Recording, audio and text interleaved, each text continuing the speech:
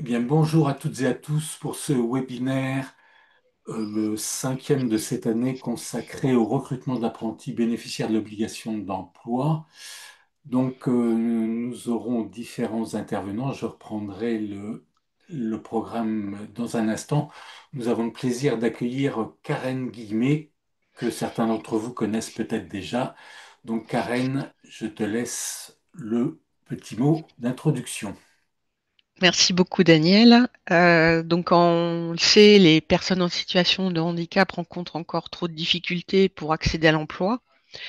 L'apprentissage représente une voie privilégiée pour l'insertion professionnelle en offrant une formation pratique en entreprise, qu'elle soit publique ou privée, et une formation théorique en centre de formation. En France, les administrations publiques jouent un rôle crucial en intégrant les apprentis en leur permettant d'acquérir des compétences spécifiques tout en contribuant au service public qui transmet son savoir-faire. Alors cette initiative, elle est soutenue par divers dispositifs et notamment ceux mis en place par le Fonds d'insertion des personnes handicapées dans la fonction publique. Donc parmi les aides accordées par le FIP, on vous les présentera avec Daniel, mais on retrouve des subventions pour l'aménagement des postes de travail, les financements pour la formation et l'accompagnement des apprentis en situation de handicap. En tout cas, l'ensemble de ces dispositifs vise à lever les obstacles à l'embauche et à garantir une véritable égalité des chances tout en renforçant la diversité et l'inclusion au sein des administrations publiques. Donc, nous allons vous dérouler maintenant le programme. Donc oui, on va vous faire un petit rappel sur le b.a.-ba du contrat d'apprentissage, l'essentiel sur le contrat d'apprentissage. Donc nous avons le plaisir d'accueillir également Madame Gondonneau et Madame Lobréau pour ce qui concerne la ressource handicap formation. Donc elles pourront nous en dire plus sur les tenants aboutissants de ce dispositif. Et puis, nous enchaînerons sur les aides du FIP qui sont conséquentes, hein. C'est le premier budget concernant la redistribution du FIP par le biais de l'apprentissage. On a le plaisir également d'accueillir Monsieur Brahim Achour, donc, qui pourra nous parler de l'action de Cap Emploi pour le recrutement d'apprentis, mais au-delà, l'ensemble des partenaires pour le sourcing, des exemples d'apprentissage, et puis on vous transmettra également un certain nombre d'outils vidéo, plaquettes concernant le recrutement pour l'apprentissage. Je fais rentrer également d'autres personnes.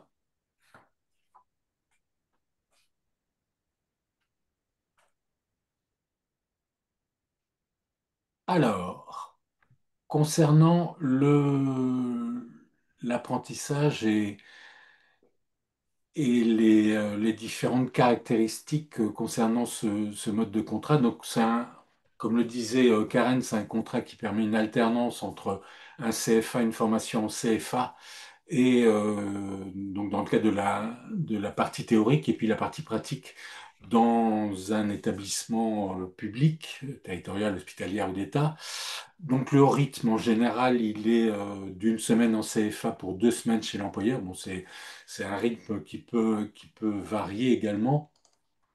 Les diplômes préparés, c'est important de le rappeler, on pense tout régulièrement à l'apprentissage pour des niveaux de formation CAP, BEP, mais ça va également jusqu'au master ingénieur. La durée comprise entre 1 an et 4 ans selon le temps de formation nécessaire à l'obtention du diplôme est très très important, c'est qu'il n'y a pas de limite d'âge pour les personnes qui sont reconnues travailleurs handicapés et on peut avoir des apprentis au-delà de 26 ans, 30 ans pour permettre notamment la formation pour des personnes en reclassement professionnel.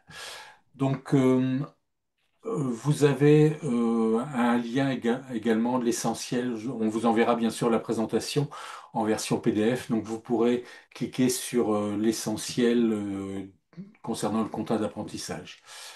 Donc en termes de CERFA. Donc on passe par le CERFA 10-103-10, donc qui doit être établi pour recruter un apprenti.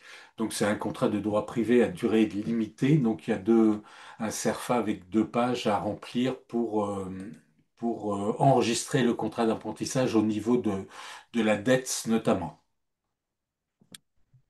Donc, dans les 5 jours ouvrables qui suivent le début de l'exécution du contrat d'apprentissage, l'employeur transmet à la dette donc son contrat. Il existe également, mais qui n'est pas forcément utilisé spontanément, c'est une plateforme de dématérialisation des contrats d'apprentissage de la fonction publique, une plateforme Celia, donc pour pouvoir enregistrer ce contrat. Donc vous avez également un lien permettant d'aller sur ce site Celia pour pouvoir enregistrer votre contrat d'apprentissage. Donc, au-delà de l'apprenti, il y a un maître d'apprentissage qui va lui être directement responsable de la formation de l'apprenti et qui va assurer la fonction de tuteur de l'apprenti. Donc, il va l'accompagner dans son travail en vue de l'obtention du diplôme, du titre ou du diplôme préparé en relation avec le centre de formation d'apprenti. Donc, l'employeur, il a une obligation de veille pour que le maître d'apprentissage bénéficie de formations qui vont lui permettre d'exercer sa mission. Donc, on le verra tout à l'heure, le FIP propose des aides financières, notamment pour le tutorat d'apprentis.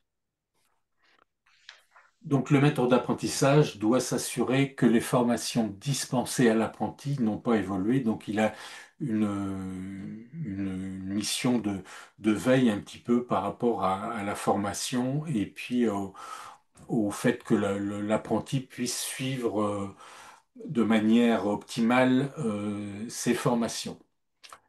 Donc voilà, j'ai fait un rappel très très rapide du b.a.-ba de l'apprentissage.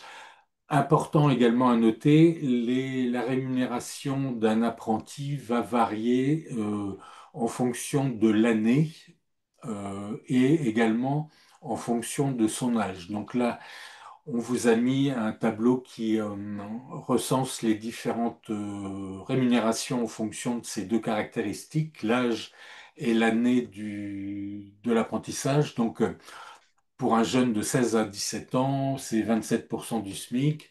Et si on va à la 3e année pour une personne de 26 ans et plus, bah, c'est 100% du SMIC. Donc vous avez recensé là sur ce tableau les différentes modalités de rémunération d'un apprenti qui sont obligatoires. Après, il n'empêche pas à un employeur de payer au-delà de ces rémunérations. Donc, Brahim, qui est correspondant, ainsi que Jean-Marc Rondin de Cap Emploi, n'hésitez pas à m'interrompre si vous avez des précisions à apporter sur le contrat d'apprentissage. Donc, important également, c'est que dans le cadre de la déclaration annuelle, l'apprenti n'est pas pris en compte dans l'effectif d'assujettissement. Donc, dans le calcul de 6%, si vous avez un effectif de 100 agents et 5 apprentis, l'obligation d'emploi va se faire uniquement sur 100 ETP, ETR et non pas sur 105. Par contre, l'employeur, même s'il y a une obligation de présence dans les effectifs au 31 décembre et une rémunération pour une période supérieure à 6 mois, l'employeur va pouvoir comptabiliser l'apprenti dans son obligation d'emploi de 6%. Donc, on sait qu'il y a des difficultés par rapport à certains apprentis qui sont sur des formations d'1 an et où ils ne peuvent pas être comptabilisés dans le quota de 6%, mais sur des formations de 2 ans, il pourra être comptabilisé sur une année pleine. Pour ce qui concerne la titularisation des apprentis, il y a également la loi du 6 août 2019 de transformation de la fonction publique qui a instauré un dispositif expérimental jusqu'au 6 août 2025. Donc, ça va bientôt arriver à échéance, mais un employeur qui a un apprenti dans ses effectifs va pouvoir le recruter à l'issue de son contrat d'apprentissage, le titulariser. Donc ça, c'est une possibilité qui est offerte aux employeurs. Donc il faut que là, il est nécessaire que l'apprenti qui a fait son apprentissage fasse acte de candidature et que l'employeur public, bien sûr, décide de le titulariser en tenant compte des capacités du candidat à exercer ses missions, motivations, etc. Donc c'est important d'avoir ça en tête, c'est que l'apprentissage, ça peut être une période non pas d'essai, mais ça peut être un contrat qui autorise le recrutement de personnes. Et dans le cadre de la gestion prévisionnelle des emplois et compétences, c'est une possibilité intéressante pour recruter des personnes reconnues travailleurs handicapés. Donc, pourquoi l'apprentissage? Donc, c'est un outil d'attractivité important pour le recrutement dans les trois fonctions publiques. Il permet également de répondre à une problématique importante sur les métiers en tension. De l'avis de Karen, de moi-même, de Cap Emploi, du FIP, de la GFIP également, c'est également pour les employeurs, qu'ils soient privés ou publics, un engagement citoyen qui permet la professionnalisation des personnes qui souhaitent s'engager dans le service public. C'est un coût financier, on le verra tout à l'heure, qui est très réduit, avec une prise en charge très importante pour le coût salarial notamment. Et également très très important, je l'ai rappelé tout à l'heure, comme il n'y a pas de mesure d'âge, on peut avoir des candidatures de personnes qui ne pouvaient plus exercer leur métier d'origine, qui ont été parfois licenciées pour inaptitude dans le privé ou qui sont en recherche d'emploi suite à une reconversion professionnelle, donc des personnes de 35, 40 ans, voire au-delà, 45 ans, 50 ans. Donc ça permet des reconversions professionnelles sans passer par des établissements ESRP, établissements de reclassement professionnel, donc avec une formation dans un CFA relativement proche de son lieu de résidence. Donc c'est un axe fort également du gouvernement, hein, c'est le gouvernement Macron qui avait lancé une campagne forte de recrutement d'apprentis dans le privé et dans le public avec des aides financières très importantes. Et puis c'est un moyen également de mobiliser des acteurs différents, aussi bien, ben, bien sûr, les Cap Emploi, France Travail, les missions locales, Alfep, on en parlera tout à l'heure, le réseau des CFA, les centres de gestion, la NFH, CNFPT. Donc ce mode de recrutement, il va permettre bah, le partenariat d'un certain nombre d'acteurs au service des employeurs privés et publics. Donc voilà un petit rappel très succinct de l'apprentissage. On vous enverra, comme je le disais tout à l'heure, la présentation. On a également une petite vidéo donc, qui avait été réalisée par le conseil départemental de la Manche, donc le recrutement de Valentine.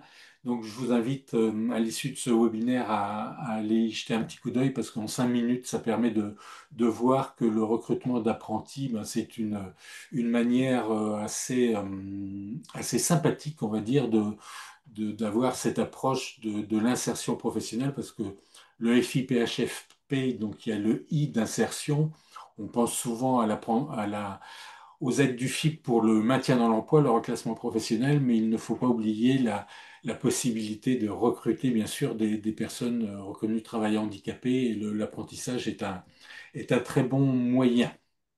Donc voilà, rapidement brosser les modalités de recrutement d'apprentissage. Si vous avez des questions, bien sûr, vous avez le chat, hein, n'hésitez pas à nous interpeller tout au long de ce webinaire.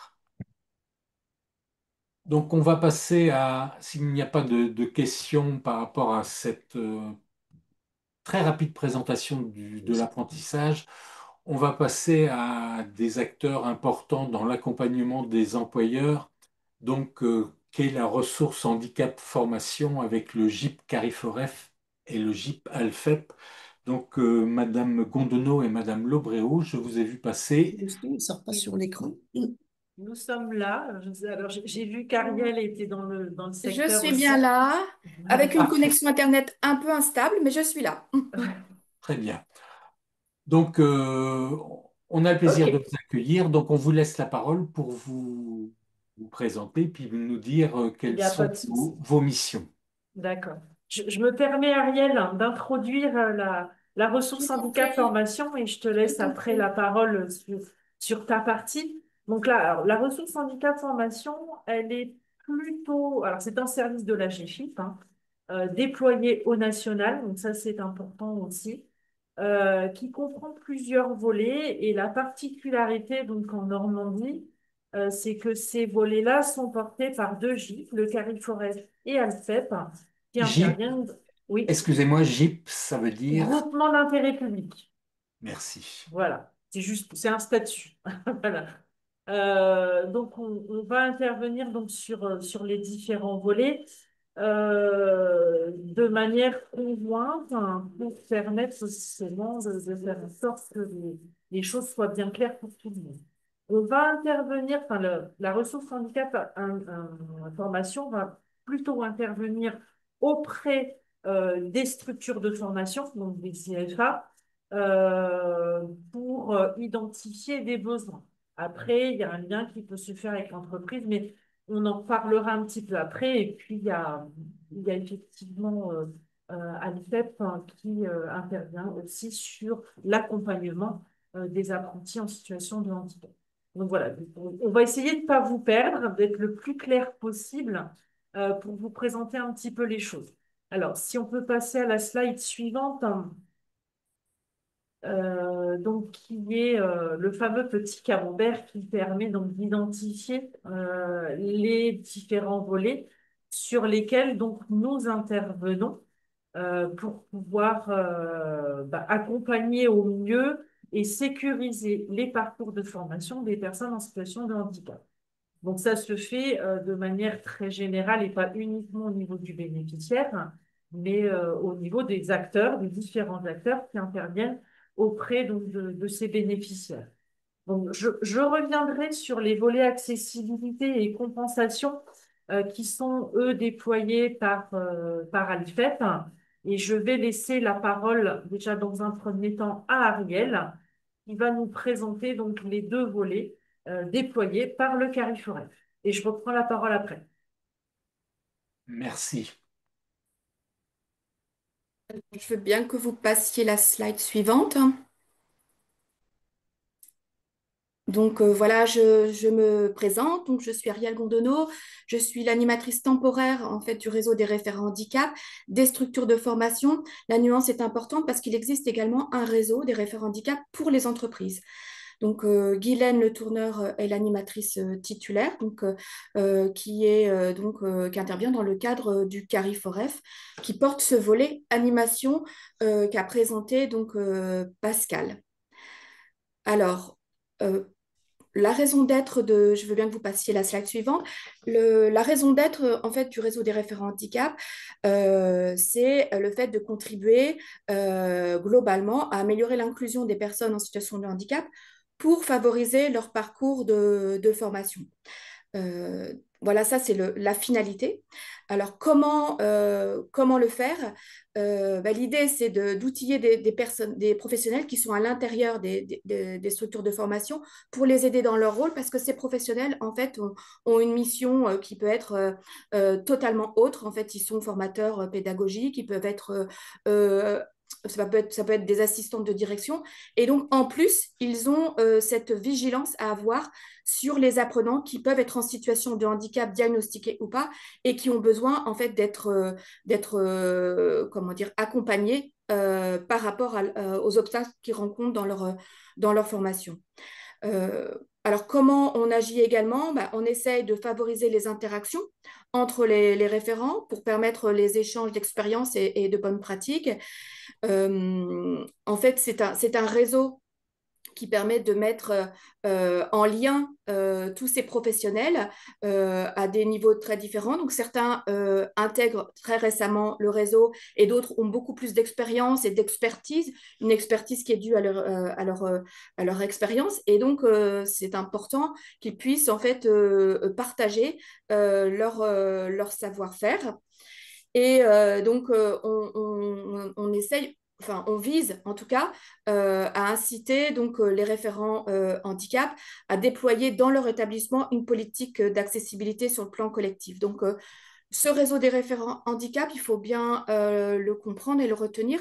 En fait, il agit à deux niveaux. Il agit à un niveau individuel, c'est-à-dire auprès d'apprenants qui sont en situation de handicap, que ce handicap soit diagnostiqué ou pas. Et donc là, on va faire appel à des acteurs tels que l'ALFEP par rapport à l'analyse de leur situation et l'AGFIP par rapport aux modalités de compensation de leur handicap. Donc ça, c'est le plan individuel. Mais sur le plan collectif, en fait, l'idée, c'est de faire que les référents handicap entraînent toute une dynamique à l'intérieur de leur structure pour sensibiliser au handicap à la fois le personnel d'accueil, la direction, les formateurs pédagogiques, tous ceux qui peuvent travailler à l'intérieur de l'établissement pour que le handicap soit vraiment une problématique collective et pas simplement une responsabilité d'un seul par rapport à des apprenants. Voilà pour cette slide.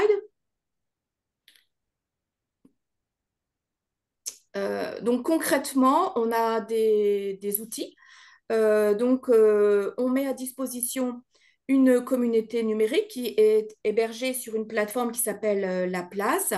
Donc, on y trouve un certain nombre d'informations, notamment voilà, les actions qui sont mises dans notre calendrier. Ça peut être celles qu'on organise ou celles qu'on relaie. On réalise des webinaires mensuels avec une thématique qui est dédiée à chaque session. Lors de ces webinaires, on fait intervenir des professionnels. Donc, on a eu le plaisir d'entendre Daniel Bardou et puis Brahim Machar, pardon, qui ont une expertise du handicap et qui peuvent nous la partager. On a des témoignages de référents handicap par rapport à leur pratique, mais aussi des témoignages d'apprenants. Et ça, c'est vraiment très précieux parce que ça nous fait comprendre de l'intérieur c'est quoi de vivre avec un handicap et quelles sont ses répercussions. Et puis, on a des moments de réflexion collective avec, par exemple, des mises en situation à partir d'un scénario fictif qui nous permettent de réfléchir ensemble à comment accompagner des apprenants en situation de handicap. Et ça permet aux nouveaux référents handicap de savoir comment concrètement on peut agir pour que ça ne reste pas abstrait, mais au contraire que ça puisse être très pragmatique. Et puis, on a des échanges et des discussions. Et certains peuvent apporter aussi des outils, des méthodologies. Et voilà. Donc, l'idée, c'est que ce ne soit pas un enseignement descendant, mais au contraire, que ce soit vraiment un partage dans un esprit de réseau. Et donc, on participe à des temps forts, comme la journée du RRH, dont vous avez peut-être entendu parler, donc qui va avoir lieu ce 12 juin, donc cette semaine. Et puis, donc, au mois de novembre, la semaine pour l'emploi des personnes en situation de handicap. Voilà pour ce réseau des référents handicap. Peut-être vous dire aussi que que le Cariforef porte la professionnalisation des référents handicap avec un axe 5 et un certain nombre d'actions. Donc, je ne sais pas si Diana est en ligne et si elle veut dire un mot par rapport à ça. Non, donc, elle n'est peut-être pas en ligne. Donc, l'idée, c'est que, en fait, je vous ai laissé, je crois, un lien où je vous le donnerai. Comme ça, vous pourrez découvrir les différentes actions qui sont menées par le Cariforef pour former les référents handicap. On a notamment une action socle avec des connaissances de base qui leur sont dispensées. Voilà, Donc, que veut dire RRH? C'est le réseau des référents handicap des employeurs privés. voilà. Merci. Très bien.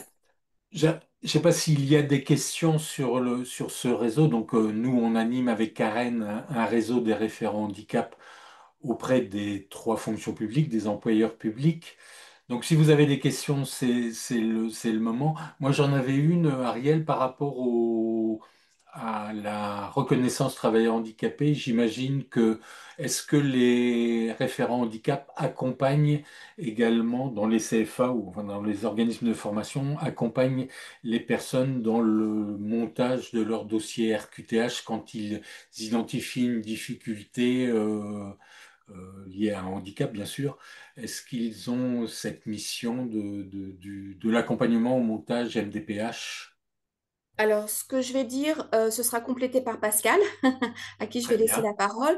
Mais les référents handicap, en fait, ils sont pas là pour, comment dire, effectuer toutes les démarches, mais vraiment pour mettre en lien tous les acteurs qui vont être nécessaires à l'accompagnement. En fait, ils vont avoir un rôle de repérage, mais ils vont pas être ils vont être dans l'accompagnement des premières démarches, mais ils vont pas avoir toute l'expertise, en fait, pour accompagner jusqu'au bout.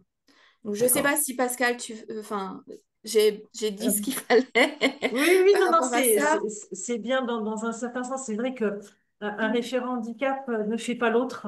Et là, je vais vous apporter une réponse de Normande que je ne suis pas, mais c'est pas grave. Ça va dépendre aussi du degré d'expertise et de temps qu'il a dans sa mission. Donc, chaque référent handicap bah, voilà, va avoir une posture un petit peu différente par rapport aux missions qu'il a justement d'accompagner les apprenants en situation de handicap. Donc, certains référents handicapants accompagnent les apprenants dans la construction justement de leur demande de RQTH, d'autres ne le font pas. Donc, et c'est là où je parlerai un petit peu d'Alfred, justement, dans le cadre de l'accompagnement, qui peut aussi apporter une aide par rapport à ça.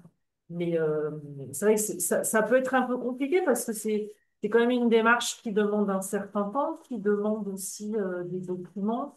Voilà, on ne demande pas une RQTH comme ça d'un claquement de doigts, donc il y a tout un processus hein, donc, qui n'est pas forcément évident et qui demande du temps. Très bien. Et j'avais aussi, non pas une interrogation, mais enfin, je pense que c'est important pour les employeurs publics présents. C'est à l'extrême limite, s'ils ont un apprenti, ils peuvent contacter le référent handicap du CFA pour éventuellement envisager, parce qu'on le verra tout à l'heure, le FIP peut financer Mm, l'aménagement du poste de travail au CFA. Donc, dans le cadre de la sécurisation des parcours, le fait qu'il y ait ce binôme référent handicap chez l'employeur et référent handicap au CFA, moi je sais que on avait eu le cas d'un employeur public qui a rencontré des difficultés pour que la formation se passe dans les meilleures conditions. Et là, ça permet d'avoir un homologue au sein du CFA. Et c'est une obligation, je crois, Calliope aussi, oui. dans le cadre de la normalisation, enfin de la Mm. certification. Non, mais tout à fait. Le référent handicap est quand même l'élément central voilà, de la prise en compte hein, de la situation. Après, il n'est pas seul. Il a la possibilité de pouvoir faire appel à des acteurs externes. Voilà, après, c'est son choix, hein, sa décision de pouvoir donc, se faire aider, de bénéficier d'un appui externe pour justement l'accompagner dans ses missions. On a une question de Chloé. Existe-t-il un annuaire des référents handicap en centre de formation pour la Normandie? Ça, c'est Ariel. Alors, Je dépose. à ma connaissance, non, mais en fait, au niveau du réseau des référents handicap, on a constitué en fait un annuaire actualisé des référents handicap, donc des structures de formation, donc on essaie de mettre à jour régulièrement en fonction de la connaissance que l'on a des mouvements à l'intérieur des structures, c'est-à-dire des départs, des arrivées. Euh, euh, Après, voilà, je ne pourrais pas l'affirmer. mais je crois qu'il n'existe pas de tel document. Par contre, voilà, peut-être que ça pourrait être, comment dire, un projet, mais voilà, aujourd'hui, on a une base de données. On peut répondre à toutes les questions qui nous sont posées sur bah, qui est référent handicap dans telle structure. Mais voilà, il n'y a pas de livrable en fait pour les centres de formation. J'espère, Pascal, que je ne me suis pas trompée. Non, c'est vrai, il faut savoir aussi, alors, certains référents handicap sont basés dans leur mission depuis un certain temps, mais dans d'autres structures, il y a un turnover aussi. Donc, c'est difficile hein, de tenir à jour ce type de documents. Mais effectivement, n'hésitez pas à prendre contact après avec nous, même directement avec le CFA. Le CFA est en capacité de vous dire quelle est la personne qui occupe cette mission et de vous mettre en relation après directement avec le référent handicap, pas de souci. Donc j'ai remis, on a une adresse réseau référent handicap arobase coarif. Si on vous envoie un mail, si on a un apprenti dans un CFA, on peut vous poser la question pour avoir le contact. Oui, bien sûr, pas de souci. Très bien. Je ne sais pas s'il y a d'autres questions, interrogations, compléments d'information sur ce réseau. Enfin, je pense que c'est important d'avoir à l'esprit que euh, il existe. Ça représente combien de personnes à peu près? Vous avez une idée, Ariel, du nombre de... Oui, on est à 310 référents handicap pour l'ensemble de la Normandie. D'accord. Très bien. Merci beaucoup. Donc, Merci à vous. Pascal, Alors, je vais compléter un petit peu donc, ce qu'a dit Ariel par rapport, alors pas par rapport au réseau des référents du CAP, hein, parce que donc, ça, c'est une partie donc, gérée par le CARIFOREF, hein, mais sur les volets, donc, on vous avait présenté très rapidement, après, c'est pas c'est plus agréable à regarder, le camembert donc, avec les différents volets. Donc là, maintenant, moi, je vais vous parler un petit peu de la partie Alfep, hein, qui propose donc deux offres de services. Alors, c'est vrai que ça peut être un petit peu complexe à comprendre quand on n'est pas dedans, mais je vais compléter donc pour la partie ressources handicap formation. Donc, je vous ai parlé de différents volets. Donc, il y avait le volet professionnalisation et le volet animation du réseau des référents handicap porté par le CARIFOREF. Et Alfred va porter et déployer les volets compensation et accessibilité. Alors, compensation, qu'est-ce que c'est? C'est-à-dire que ça va s'adresser principalement aux structures de formation, au CFA, pour lesquelles il va être identifié un apprenant en situation de handicap et qui va éventuellement nécessiter des aménagements de la compensation. Donc, le volet compensation de la ressource handicap formation va intervenir pour faire un diagnostic de la situation et des besoins, faire des préconisations et donc apporter un appui au référent handicap hein, de la structure de formation pour prendre en compte et mettre en place donc un certain nombre de choses. Quand on parle compensation, ça peut être de la compensation technique, ça peut être de la compensation organisationnelle, ça peut être humaine ou pédagogique. Hein, donc on est vraiment sur tous les volets pour pouvoir, alors c'est pas forcément la ressource handicap formation qui va mettre en place les choses, mais elle va vraiment accompagner et dans ce diagnostic de situation, donc permettre vraiment une analyse des besoins à mettre, voilà, à mettre en avant pour apporter les aménagements qui vont sécuriser le parcours de formation de l'apprenant. Donc ça, c'est le volet compensation. Un autre volet sur lequel je ne vais pas forcément m'étendre parce que c'est pas, j'ai vu par rapport au public qui était là aujourd'hui, ça me concerne un petit peu moins, mais ça me semble important quand même de dire qu'il existe le volet accessibilité. Et là, la ressource handicap formation va apporter un appui par le biais d'une plateforme accessibilité au CFA pour permettre donc à chacune des structures de formation de mesurer et de travailler autour de sa démarche de progrès et de sa politique accessibilité. Daniel parlait juste avant de Calliope. Donc, il y a effectivement des exigences par rapport à la certification Calliope. cette démarche qualité, cette démarche d'accessibilité permet aux structures de formation de construire leur politique d'inclusion, justement. Donc, on les accompagne dans cette démarche-là pour répondre au mieux à la prise en compte des personnes en situation de handicap. Donc, c'est vraiment tout est lié hein, pour permettre un petit peu donc, un meilleur accueil, une meilleure prise en compte et des meilleures réponses aux personnes, aux apprenants, peu importe leur type de handicap. Euh, alors, je vois un message. Alors, la question. Alors, je vais faire très court, très rapide. Il y avait une question sur la formation accompagnée. Donc, expliquer la différence entre la formation accompagnée et la ressource handicap formation. On n'est pas sur les mêmes publics et les mêmes situations. La formation accompagnée va intervenir auprès de personnes, donc d'apprenants, qui ont plus des difficultés médico-psychosociales. Donc, on est sur des problématiques un peu plus complexes, puisque donc la formation accompagnée est portée par l'ADAPT et les PNAC, en fonction du secteur de la Normandie où on est, avec un dispositif qui permet donc un accompagnement poussé de l'apprenant en fonction donc, de ses difficultés et qui bénéficie d'une équipe pluridisciplinaire donc pour prendre en compte les situations plus complexes, on va dire, que pourrait prendre la ressource handicap formation. Après, pour les personnes qui se posent la question de qui faire intervenir, je dirais que peu importe qui vous appelez la ressource handicap formation ou la formation accompagnée, on fonctionne un petit peu aussi en réseau et en fonction, nous, de la problématique d'identification du diagnostic qu'on aura fait, on pourra dire, ben non, ça relève pas de la ressource handicap formation, mais de la formation accompagnée.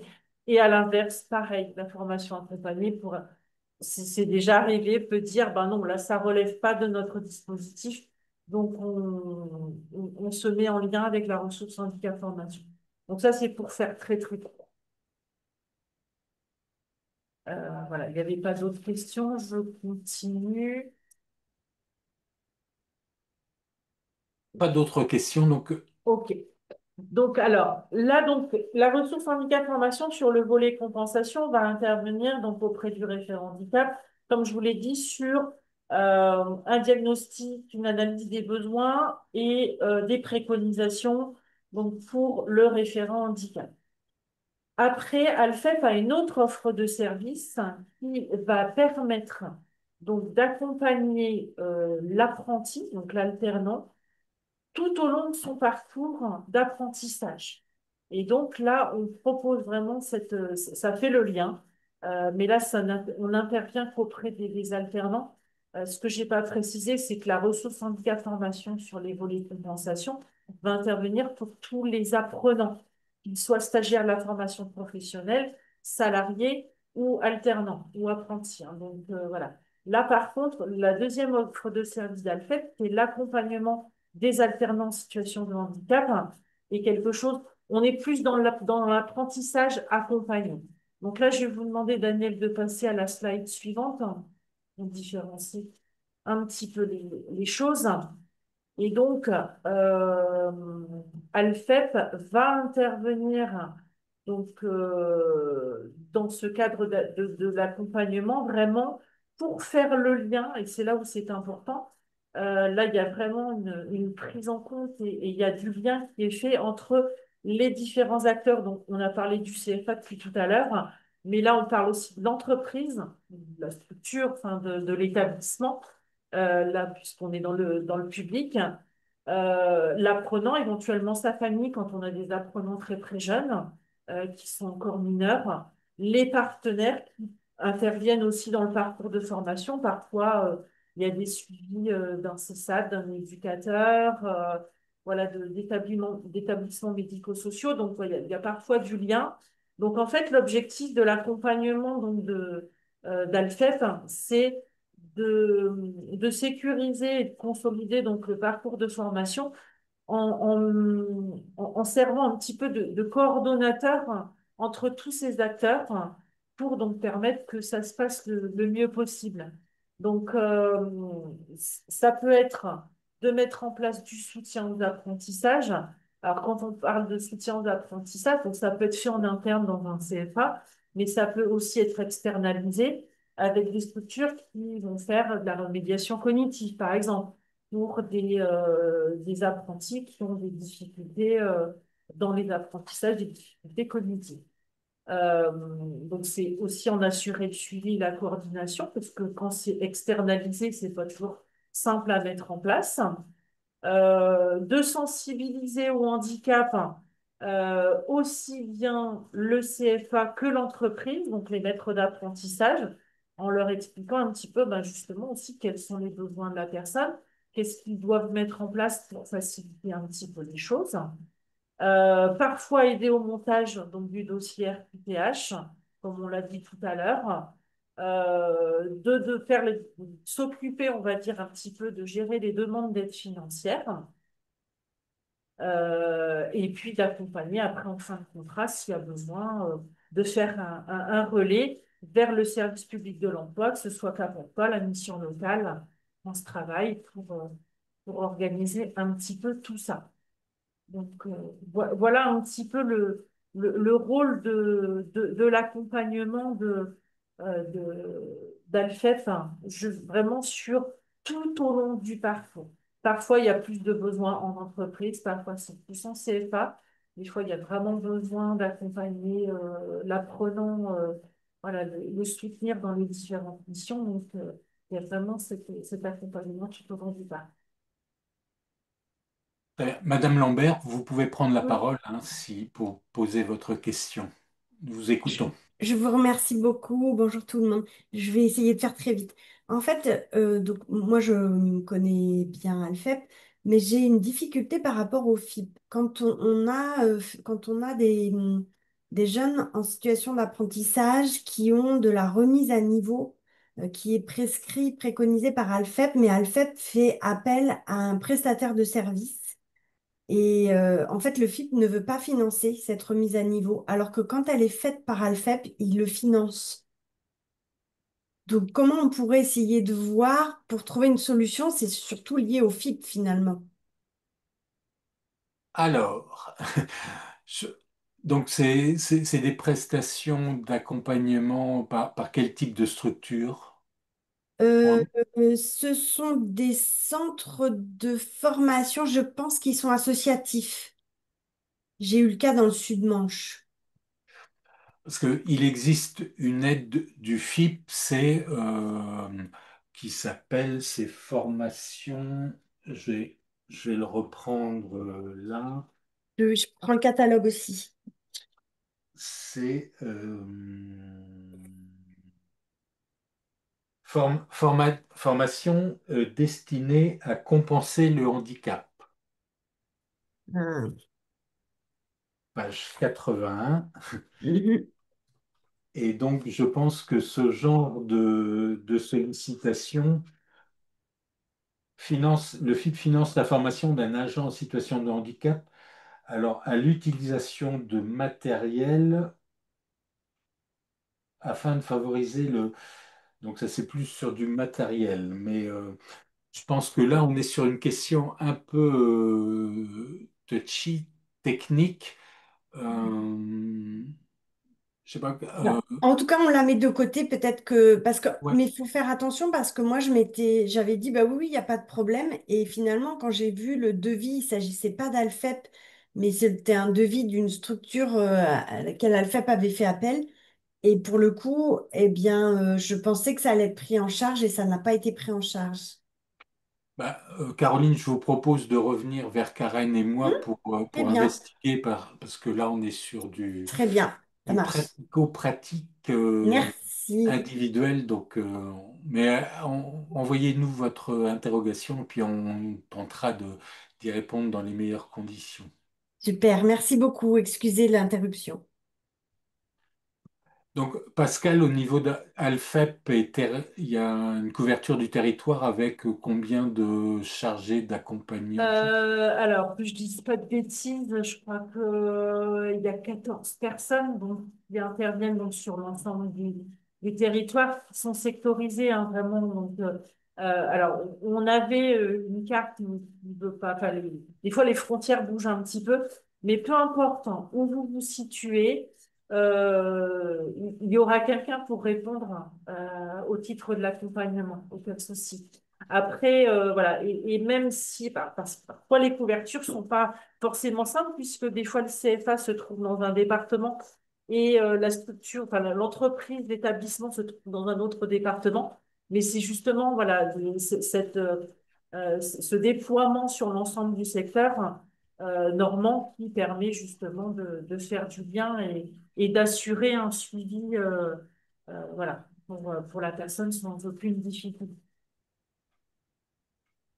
Très bien, merci. Donc, si on devait résumer, donc le CARIFOREF est sur la professionnalisation du Mm, réseau, sur l'accompagnement du réseau, sur l'animation du réseau, mm. donc une philosophie un peu collective et Alfep est sur des interventions au cas par cas pour des jeunes. Alors j'avais une autre interrogation, c'était parce qu'on parle tout le temps de l'apprentissage pour les personnes qui ont 35, 40 ans, 45 ans. Et par rapport à le fait qu'une personne plus âgée intègre un CFA avec des jeunes, est-ce qu'il y a des difficultés? Est-ce que, au contraire, c'est un peu des personnes qui ont plus de maturité, qui sont plus assidues, plus Je vous avouerai que ça arrive très très peu souvent. Mais en même temps, voilà, en même temps, ça pose généralement pas de souci. La plus grosse difficulté, c'est pour l'apprenant lui-même hein, qui va parfois se ouais. retrouver. Mais bon, sinon, a priori, il n'y a pas de souci particulier. Mais c'est vrai que c'est quand même assez rare. Hein, les apprentis qui ont plus de 25 ans, c'est quand même beaucoup plus rare. Mais on avait eu le cas à la Oui, ça arrive, ça arrive. Mhm. préfecture de l'Orne d'une personne de Mhm. 53 ans Mhm. qui est donc Mhm. qui prend en charge financièrement l'accompagnement réalisé par Alfep. Le FIP. Merci. Pour Donc le c'est public, c'est le FIP. Voilà. c'est opération blanche pour un employeur. Oui, oui, oui, tout à fait. Tout à fait.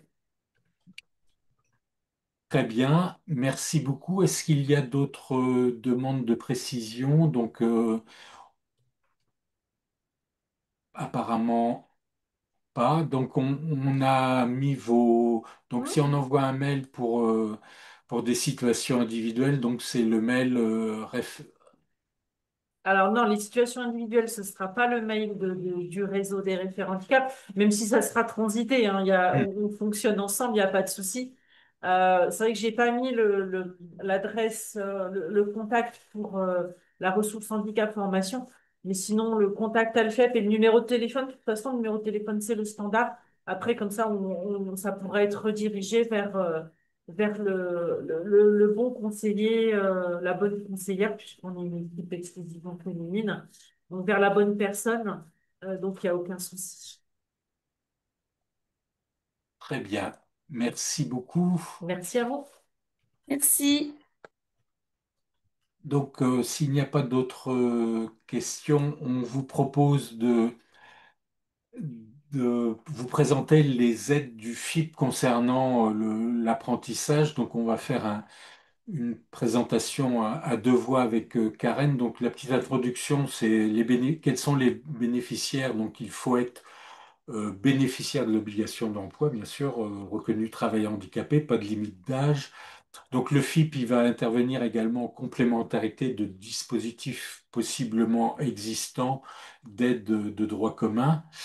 Et donc bien sûr, et on va vous le présenter, les aides spécifiques à l'apprentissage peuvent être complétées par d'autres aides du FIPHFP. Donc on va vous envoyer la présentation de ce matin et on vous transmettra également le catalogue à jour des aides du FIPHFP. Donc là, l'aide numéro 7. Alors, on a une autre question, je la prends en cours. Et pour les personnes dont le dossier est en cours d'instruction par la MDPH, donc il faut le titre de RQTH. Donc on est malheureusement freiné par la décision de la MDPH. On a eu le cas il n'y a pas très longtemps d'une petite collectivité qui avait une personne, la collectivité estimait qu'elle c'était une personne qui pouvait être éligible à la RQTH. La personne avait fait la demande et malheureusement, la MDPH a refusé la RQTH. Donc, on est dans un système où il faut le titre de reconnaissance travailleur handicapé bénéficiaire de l'obligation d'emploi. Donc, pour ce qui concerne les aides du FIP, donc, qui sont recensées dans le cadre du catalogue des aides. Donc, le premier budget du FIP, c'est près de 7 millions d'euros. C'est l'aide numéro 7, l'indemnité d'apprentissage. Donc, bien sûr, pour développer l'apprentissage. Donc, c'est une aide très importante de prise en charge de 80% de la rémunération de l'apprenti. Donc, 80% sur un salaire, si vous avez une personne de plus de 30, 26 ans avec une prise en charge enfin une rémunération de 100% du SMIC, donc c'est 1300, 1400 euros de prise en charge mensuelle, donc ce sont des aides financières qui sont importantes, donc c'est une aide qui est avec paiement échelonné.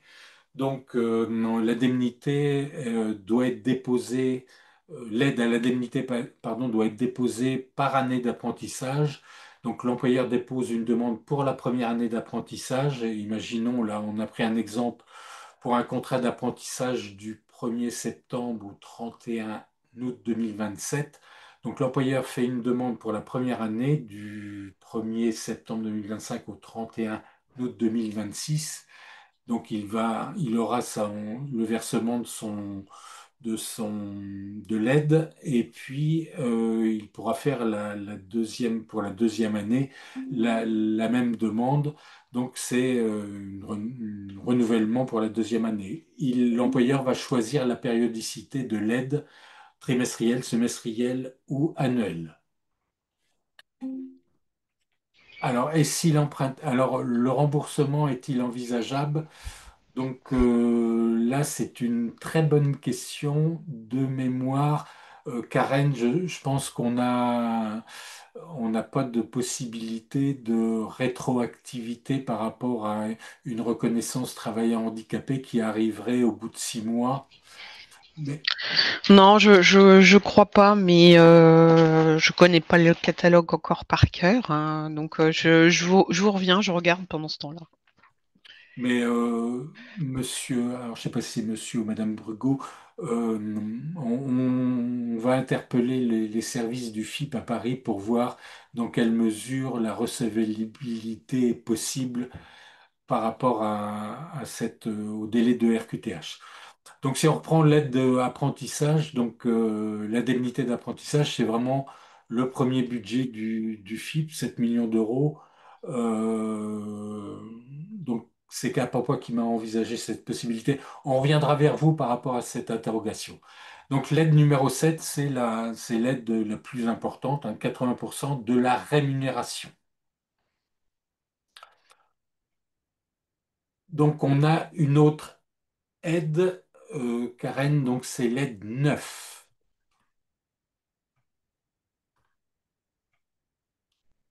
Exactement. Donc, excusez-moi, je parlais micro fermé. Donc, l'aide numéro 9 c'est une prime à l'insertion durable.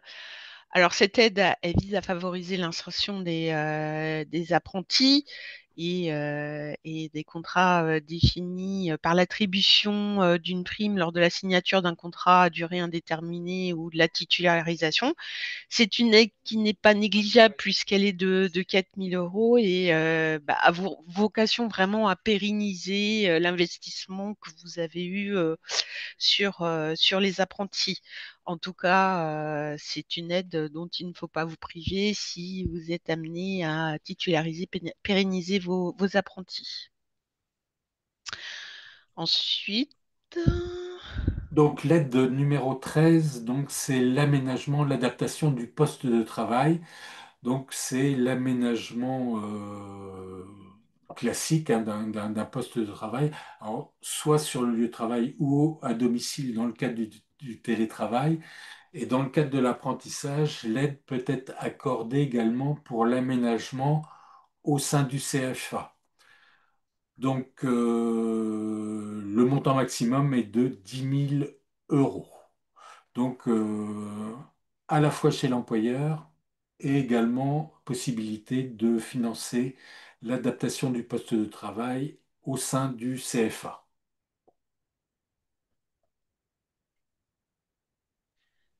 Alors, donc une aide. l'aide suivante, c'est l'aide au tutorat d'accompagnement des personnes en situation de handicap.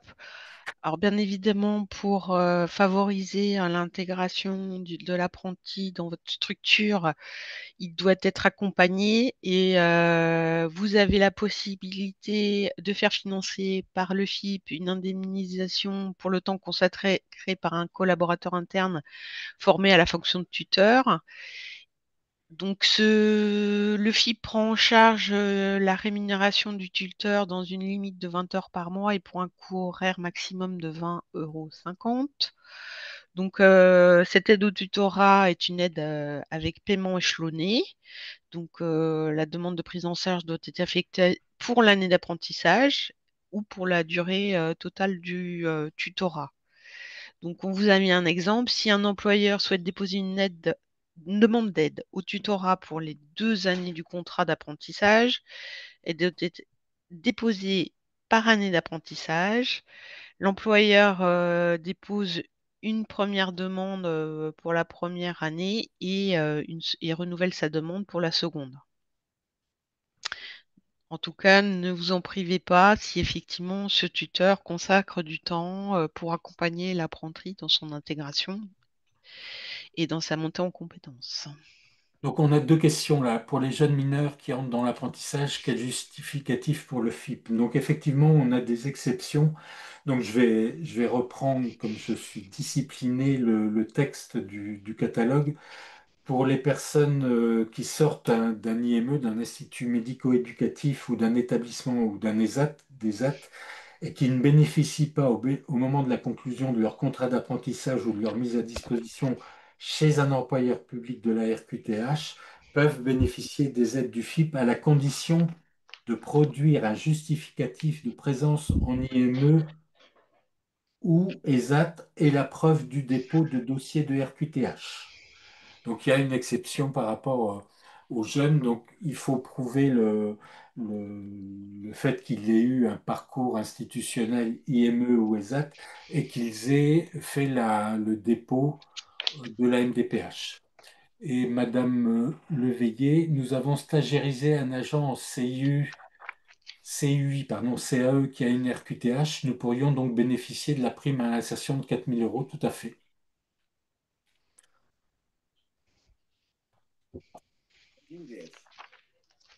Donc, par rapport aux autres aides concernant l'apprentissage, donc on a l'aide numéro 24 qui concerne le financement de la formation dans le cadre de l'apprentissage. Donc, c'est un montant maximum de 10 000 euros par année de scolarité.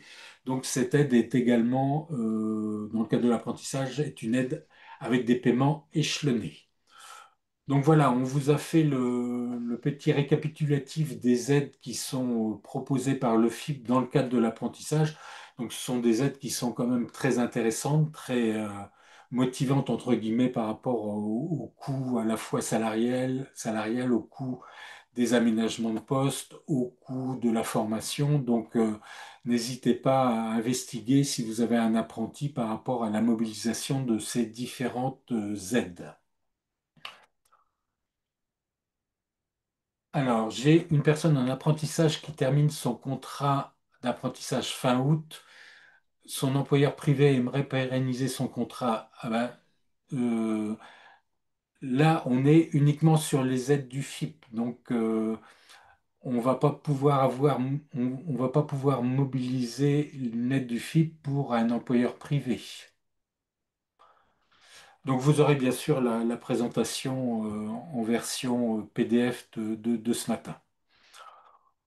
Donc voilà par rapport aux différentes aides du FIP. Je ne sais pas si vous avez des interrogations, questions. On en a eu un certain nombre. N'hésitez pas. De toute façon, vous avez nos coordonnées si vous souhaitez, suite à ce webinaire, avoir des précisions. Donc, on a vu un certain nombre de choses. Maintenant, on vous propose une petite réflexion sur les partenaires pour le sourcing, parce qu'en règle générale, on est toujours interrogé par les employeurs sur le fait qu'ils souhaitent recruter des apprentis, mais qu'ils n'ont pas forcément les ressources devant et la possibilité d'avoir des candidatures. Donc, on va faire un petit rappel sur les partenaires pour le sourcing. Donc, les principaux, donc, ce sont ce qu'on appelle le SPE, Service public de l'emploi, donc Cap Emploi, France Travail, avec les Teams Handicap, les missions locales. Et puis, on vous a mis également, parce qu'il se peut que des étudiants, à l'issue de leur cursus, souhaitent travailler dans la fonction publique par le biais de l'apprentissage. Donc, on vous avait mis les trois contacts des trois universités normandes, Rouen, Caen, Le Havre, pour, ils ont également des missions pour les étudiants handicapés, donc sur des formations enfin, de niveau A dans la fonction publique. Il peut être intéressant de se rapprocher vers ces trois universités.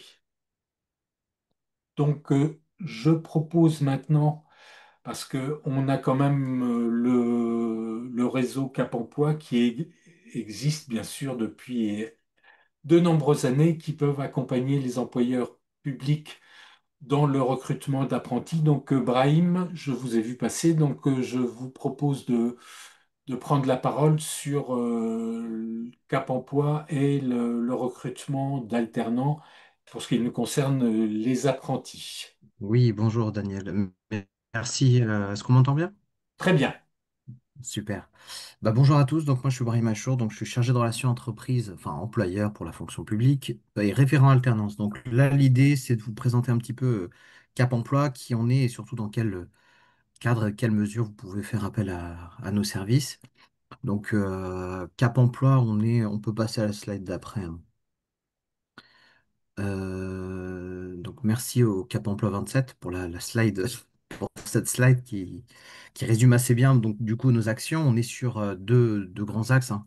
L'axe 1 qui est l'axe insertion professionnelle, donc l'axe d'accès à l'emploi, et l'axe 2 qui est l'axe maintien dans l'emploi. Donc vous pouvez faire appel à nos services sur ces deux volets. On est aussi, alors depuis 2021 il me semble, dans les agences France Travail. Donc c'est pour ça qu'on parle de team handicap. Donc on a toute une ossature qui permet d'accompagner les personnes en situation de handicap surtout les repérer. Parce qu'on a encore beaucoup de personnes qui ont une reconnaissance et qui la font pas valoir parce qu'on est encore dans un système enfin, la reconnaissance appartient à la personne, donc elle est libre de la faire valoir ou pas. Et il me semble qu'il y a énormément de personnes qui ont cette reconnaissance et qui la mettent pas en avant. Donc l'idée, c'est qu'on puisse rendre incitatif le fait de lever un peu l'anonymat de cette reconnaissance et pour pouvoir accompagner les personnes à la compréhension de toutes les aides parce qu'on a encore voilà, ces représentations qui empêchent les personnes à déclarer leur statut. Donc non, les personnes ne sont pas cantonnées à un handicap et à une santé, parce que c'est bien ça dont il est question, c'est aussi rendre incitatif l'embauche des personnes en situation de handicap et de ne pas se voir discriminer. C'est ça l'objectif. Donc nous, on est là aussi voilà, en agence pour pouvoir les accompagner dans ces démarches-là. On a Brahim, vous pouvez mettre votre vidéo, hein, si vous euh, souhaitez. voilà, attendez. Hop, voilà. Très bien, Aujourd'hui. merci. Avant d'oublier, je reviens sur les deux questions, les deux interventions de Madame Brugo. Juste pour vous dire, on siège en commission MDPH. Donc, si vous avez des situations de personnes qui relèvent d'une reconnaissance et qui sont en cours d'analyse, n'hésitez pas à nous alerter pour qu'on puisse alerter les MDPH pour que le dossier puisse être traité en urgence. Surtout quand il y a une éventuelle promesse d'embauche de votre côté. Là, c'est des dossiers normalement qui passent en priorité. Donc, n'hésitez pas à nous alerter, nous, Cap en Blois, ou tout le service public, que ce soit la mission locale, France Travail et nous.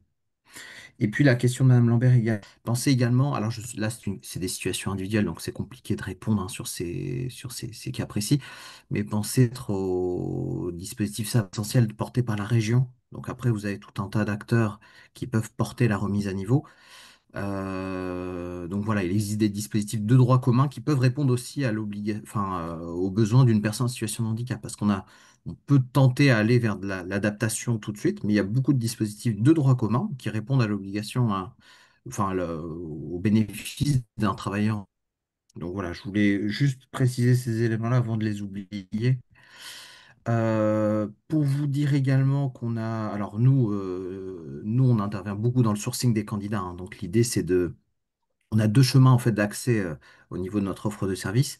C'est soit partir du besoin de l'employeur, donc identifier un poste et ensuite aller rechercher les bons candidats, ou bien partir aussi d'une démarche autre, c'est partir du candidat. Donc nous, on a des personnes en situation de handicap qui sont compétents, qui ont des compétences, qui ont souvent une expertise et une expérience. Donc on a plutôt des personnes qui ont eu un diagnostic de handicap un peu plus tardif, sauf les personnes avec autisme, troubles 10, etc., où on diagnostique mieux. Mais l'idée, c'est de prendre le problème dans les deux sens. Soit partir de votre besoin et aller proposer des candidats, mais on peut aussi partir des candidats qu'on a dans nos vies pour aller soit faire une immersion professionnelle au moyen d'une PMSMP. Je ne sais pas si certains utilisent ce dispositif-là dans vos administrations, mais ça peut être PMSM, un bon outil. PMS, PMSMP signifie, s'il vous plaît. L'acronyme, période de mise en situation en milieu professionnel. Donc, c'est en gros des stages non rémunérés. Donc, l'idée, c'est que l'intérêt est double, en fait. On a les personnes qui peuvent découvrir les organisations du travail, voir un peu les collègues, le management et les outils utilisés, et aussi pour l'employeur d'aller un peu investiguer la posture professionnelle et voir s'il ferait un bon agent. Donc c'est un outil qu'on utilise énormément. Donc, n'hésitez pas à nous associer, hein. Et vous avez aussi la plateforme Immersion Facilité, hein, qui vous permet maintenant de faire des conventions de stage de manière dématérialisée, très rapide. Donc, on gagne énormément de temps et ça se fait plutôt bien. Et aussi, vous parlez un tout petit peu de la prestation d'appui spécifique, donc qui est aussi financée par le FIP, donc qui nous permet si vous avez par exemple besoin d'aller préciser certaines limitations médicales, alors toujours penser dans l'idée que l'aménagement, il doit toujours être, parce que nous, notre rôle, c'est d'identifier, de travailler la compatibilité entre le handicap et le projet. Donc l'idée, c'est que quand on vous oriente des personnes sur des postes, c'est qu'aller 90% du profil peut correspondre. Après, s'il y a des aménagements à mettre en place, on peut être soutenu par un ensemble d'acteurs spécialisés dans les différentes typologies de handicap pour aller préciser un besoin au niveau de la prise de poste. Donc, on a les prestations d'appui spécifiques que l'on peut prescrire, et vous également, employeur, vous pouvez prescrire cette action pour aller un petit peu réfléchir à l'aménagement de poste en situation de travail. Vous pouvez aussi être, vous, employeur, en repérage de certaines difficultés, parce qu'il y a énormément de personnes qui peuvent avoir des troubles qui peuvent relever d'une reconnaissance. Donc l'idée, c'est aussi de prendre, par exemple, je vois certaines mairies qui ont eu des agents en vacation, par exemple, qui ont pu identifier certaines problématiques dans la situation de travail, et utiliser ce temps de vacation ou de stagiairisation ou de stage qu'on peut tous mettre en place chacun de notre côté. Et puis, et aussi les médecines de prévention qui peuvent aller repérer certaines situations et aller ensuite dans une démarche de reconnaissance. Donc, on ne peut que rendre incitatif la douce acteur, en parler, voilà, et puis démystifier un peu le handicap, hein, parce que ça peut faire peur aussi, hein. Donc je vais peut-être couper la vidéo parce qu'on a des coupures, donc ça va peut-être mieux marcher. On a des coupures de son. Vous m'entendez? Très bien. Parfait. Euh, Vous dire aussi qu'au niveau des Cap emploi, on est organisé en structure, enfin, on a 6 Cap emploi au niveau de la Normandie, on en a 2 dans la Seine-Maritime, et on est tous enfin, on essaie de se concerter, on travaille sur aussi de manière régionale. C'est-à-dire que si par exemple votre administration couvre plusieurs départements, on est dans une logique de grand compte. On peut aller travailler entre Cap emploi pour aller trouver je sais pas, 2 profils dans l'Orne, 3 dans la Manche et 4 en Seine-Maritime, par exemple. Donc l'idée, c'est de vous rapprocher des différents Cap emploi, peut-être là où vous avez le plus d'interactions. Après, on peut faire le tuilage entre nous s'il y a besoin de quelques profils différents en fonction de certains sites. Très bien. Mais là, Euh, on a mis les coordonnées des cap emploi référents apprentissage, enfin alternance, hein. Oui, tout à fait. Et vous avez eu le cas un exemple d'un recrutement d'apprentis dans la fonction publique? Oui, on en a eu quelques-uns, effectivement. Je peux vous en citer 2. Pour exemple, on a eu par exemple une personne euh, qui a travaillé à la préfecture de Rouen, donc sur un poste, donc sur une formation de technicien gestion administration avec un CFA. Donc là, c'était une alternance de 3 ans, donc qui avait été initiée par une PMSMP. Donc vous voyez, le poste n'existait pas.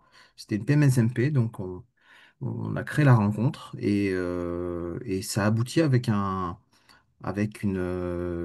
contrat d'apprentissage sur 3 ans. Et là, maintenant, la personne est titularisée, mais à l'INSEE. Elle travaille maintenant à l'INSEE. Donc, ça a été un vrai tremplin pour elle. J'ai eu des nouvelles il n'y a pas si longtemps. Ça se passe très bien pour elle. On a eu aussi un exemple d'une collectivité territoriale, alors toute petite collectivité de 500 habitants au nord de Rouen, qui a favorisé l'apprentissage pour recruter un technicien des jardins. Donc, il s'occupait des espaces verts de la collectivité. Donc là, pareil, surtout pour l'aspect aussi, euh, enfin, l'aspect pécunier a d'autant plus eu 120% de prise en charge du FIP ont été très appréciables par la collectivité et ils ont pu voilà, former la personne avec une maison familiale rurale sur voilà, l'aménagement du paysage. Donc juste pour vous dire que voilà, l'apprentissage peut être un formidable outil d'inclusion quelle que soit la strate du CAP au master, parce que nos personnes ne sont pas cantonnées on a beaucoup de compétences hein, dans les personnes qu'on accompagne et on a tendance à se focaliser sur l'incapacité par rapport au handicap. Alors que souvent, quand on a fait ce travail-là d'investigation du handicap, on se rend compte qu'il n'est pas mis en lumière, voyez. Et du coup, le handicap, il a peu d'importance sur certains postes. Et je voulais aussi vous parler mais vous connaissez certainement le duodé qui va arriver en novembre, qui peut être euh, voilà, un bon tremplin et découvrir une personne en situation de handicap sur la semaine européenne de l'emploi des travailleurs handicapés au mois de novembre. Et par rapport, Brahim, vous avez précisé tout à l'heure qu'une personne avait été recrutée à l'issue de son contrat d'apprentissage par une titularisation, enfin non, à l'INSEE, donc c'est une possibilité, enfin, dont on a parlé tout à l'heure, là, jusqu'au 5 août de cette année, mais de titulariser une personne à l'issue d'un contrat d'apprentissage. Est-ce que ça se fait de manière spontanée ou ça reste encore anecdotique? Est-ce que vous avez des retours par rapport à ça? Ou est-ce que c'est simplement le contrat d'apprentissage? Enfin, je pose la question aussi à Pascal, peut-être à Ariel. Est-ce qu'il y a des titularisations, des recrutements à l'issue du contrat d'apprentissage ou ça reste à la marge? Alors moi, je pense que ça doit être pris comme vous savez, la cerise sur le gâteau. On titularise pas que pour ces 4 000 euros. Les 4 000 euros, ça peut paraître dérisoire sur un mauvais recrutement. Donc le plus important, c'est la bonne personne à la bonne place. Et nous, notre travail, c'est surtout celui-là. Les aides qu'on peut rendre à côté, elles sont intéressantes. Mais le plus important, c'est que l'alliance de travail se passe le mieux possible pour nous. Parce qu'on a, voilà, nous, notre force, c'est de bien connaître les personnes qu'on vous oriente. Donc, quand on vous oriente une personne, c'est qu'on sait qu'elle peut occuper le poste. Très bien. Il est 11h48. Je suis un peu le maître du temps. Je ne sais pas s'il y a des questions à Brahim par rapport à l'action de Cap Emploi sur le recrutement d'apprentis. Alors, j'ai vu passer des aides, des demandes au niveau des trajets. J'ai eu quelques questions par rapport à ça. Alors, sur les aides à la mobilité, il en existe beaucoup, hein. Vous avez déjà les CFA qui peuvent financer une partie du permis, premièrement. Donc, c'est rendre déjà de la mobilité en termes d'autonomie. Enfin, et si la personne ne peut pas conduire, là, on peut aller sur du droit un peu plus spécifique. Et après, il faut dissocier deux choses. Est-ce que la conduite fait partie du poste de travail? Ou est-ce qu'on parle uniquement des domiciles trajets, enfin domicile travail, pardon. Donc là, on peut solliciter par exemple la PCH à la MDPH. On peut effectivement aller à domicile à l'organisme de formation. Mais le FIP, si le FIP a une aide concernant soit l'aménagement du véhicule personnel, soit la prise en charge d'un transport travail-domicile spécialisé. On avait eu le cas pour une jeune apprentie au CHU de Caen, et donc il n'existait pas de transport en commun pour qu'elle puisse se rendre sur son lieu de travail. Et donc, on avait pu mobiliser l'aide du FIP qui a été modifiée, qui est jusqu'à hauteur de 12 000 euros par an. Donc, il existe une aide dans le catalogue qui permet la mobilisation financière du FIPHFP. C'est dans le privé, hein, que je parlais. C'était une Ah ben demande. moi, dans le privé, J'ai demandé le privé, ouais. Alors, dans dans le le privé, privé, n'hésitez Pour pas. aller de l'organisme du domicile à l'organisme où il y a 50 kilomètres aller sans retour. Voilà. On peut se rapprocher de la GFIP et de la MDPH. On peut être dans des logiques de cofinancement, mais là, c'est une analyse fine. Moi, je vous conseille de vous rapprocher du Cap Emploi 50 pour qu'il y ait une analyse des différentes possibilités. Euh, mais si c'est dans le privé, ce sera pas le FIP, ce sera la GFIP. ouais, Mais il y a des aides à la mobilité côté GFIP également. ouais, mais là, on sort un petit peu de notre champ, mais on peut. Non, c'est de l'apprentissage, hein. C'est vrai que c'était une question globale sur la visio de ce matin, hein. Ouais, Excusez-moi. oui, non, mais Bon. vous avez raison. Mais enfin, Jean-Max, c'est le 61, département 61. Donc, je vous invite à vous rapprocher peut-être de Jean-Max Grondin, qui, je Oui, je le crois. connais bien. Bon, donc, voilà. Très bien. Je suis désolé, il est 11h51. Merci beaucoup, Brahim, pour toutes ces informations. Donc, on invite véritablement les employeurs. Je crois qu'il faut avoir ces deux visions. Soit vous avez des offres d'apprentissage, de contrats d'apprentissage identifiés et vous recherchez des candidats. Et puis, il y a la deuxième vision, c'est qu'il se peut que au sein des six Cap Emploi normands, il y ait des personnes qui souhaitent faire un contrat d'apprentissage dans la fonction publique et la possibilité que ces candidatures vous soient proposées pour peut-être avoir une version plus de l'autre côté, de la côté demande d'emploi. Donc vous avez toutes les coordonnées des différents Cap Emploi, donc n'hésitez pas à les solliciter si vous avez des demandes spécifiques. On n'accompagne que des travailleurs handicapés, donc c'est ça l'avantage. Si vous voulez travailler sur cet indicateur, n'hésitez Et pas. je pense, et je pense aussi, Brahim, que l'ouverture, enfin le rapprochement avec France Travail permet d'avoir peut-être un fichier plus, Oui. plus important que avant 2021 où vous aviez 30% simplement Tout à fait. de la demande d'emploi. Donc là, on est sur une offre de candidature qui peut être plus importante. Mhm. Tout à fait. Merci à tous. Merci beaucoup, Brahim.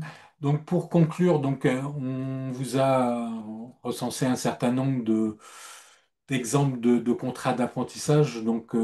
Sur la fonction publique d'État, ce sont des contrats, des offres d'apprentissage que j'ai récupérées sur le site spécifique recrutement d'apprentis dans la fonction publique. Donc, vous le voyez, dans la fonction publique d'État, on est sur des formations de niveau bac+3 voire bac+2, biologie moléculaire, chargé d'études en urbanisme, ingénieur ou licence professionnelle en génie de l'environnement, des formations relativement élevées. Sur la fonction publique et hospitalière, on est sur des possibilités d'apprentissage de diplôme d'état infirmier, aide-soignante, manipulateur en électroradiologie médicale.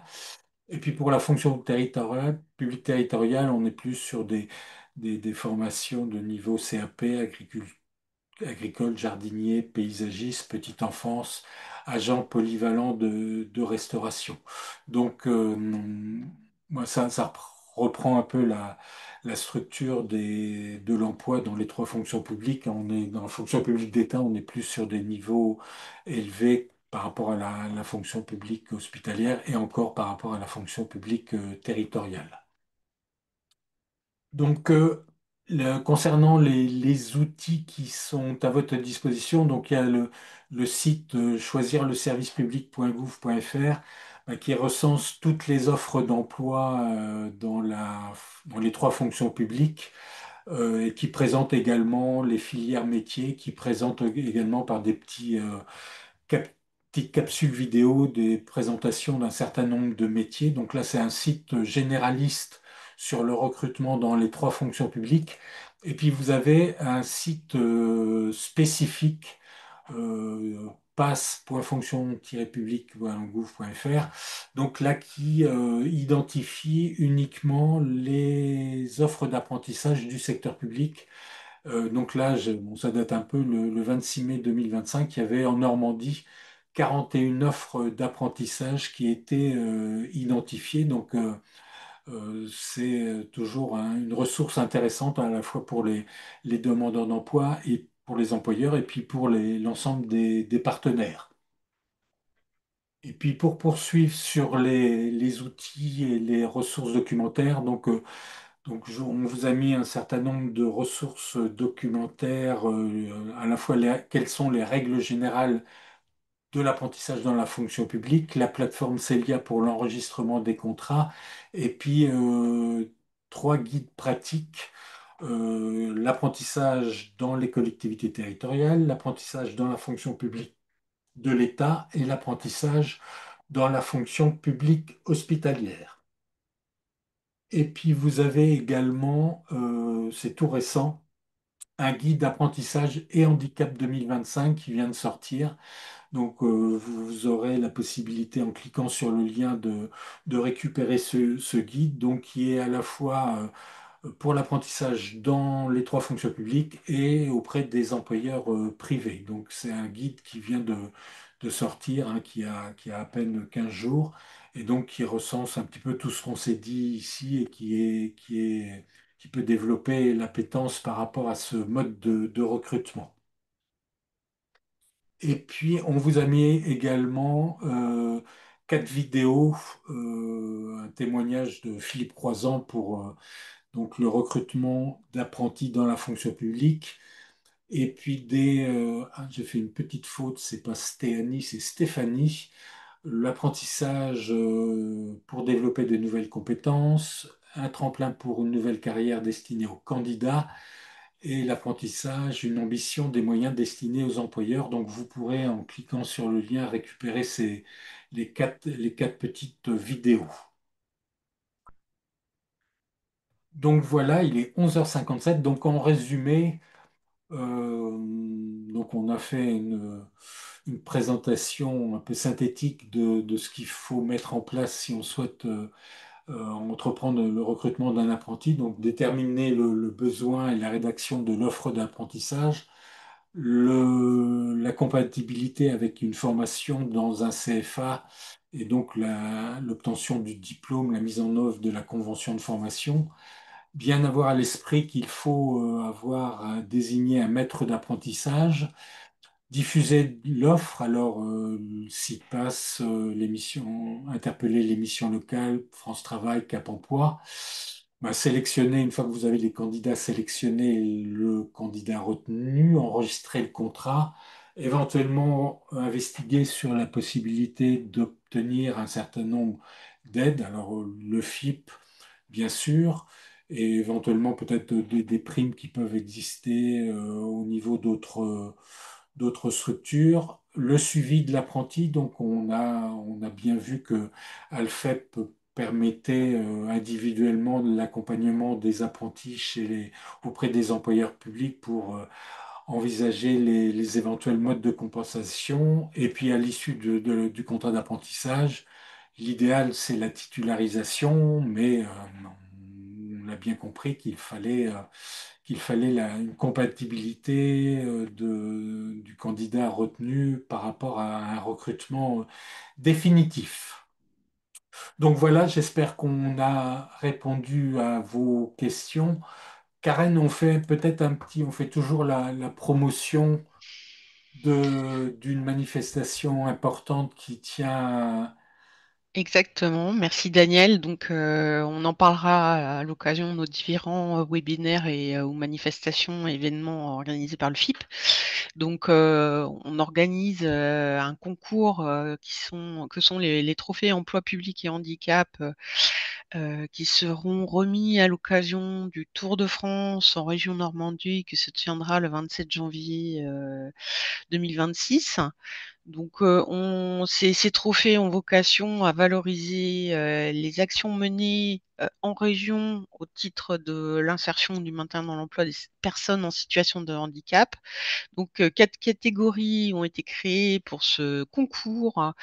Alors, la première qui porte sur le recrutement, l'apprentissage, la deuxième sur le maintien dans l'emploi, le parcours professionnel, le troisième thème, c'est l'accessibilité dans son ensemble, et le quatrième, la communication, sensibilisation et partenariat. Donc, Daniel vous a envoyé, je pense, le dossier de candidature. Si ce n'est pas le cas, vous pouvez lui réclamer à l'adresse indiquée en dessous. Et la date limite de ce concours est fixée au 24 décembre, donc avant les vacances de Noël. Donc, en tout cas, faites valoir le travail que vous avez pu réaliser au sein de vos structures. Donc, n'hésitez pas à candidater. Nous serons ravis de pouvoir étudier votre dossier.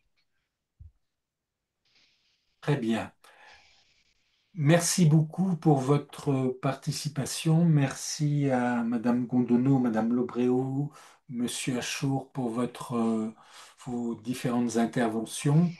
Donc, on compte sur vous pour investiguer sur ce mode de recrutement pour les personnes qui cherchent, on le rappelle, hein, 26 000 demandeurs d'emploi travailleurs handicapés sur la Normandie. Donc, c'est un bon moyen pour les aider dans leur reconversion professionnelle et puis dans leur insertion dans l'emploi par l'apprentissage.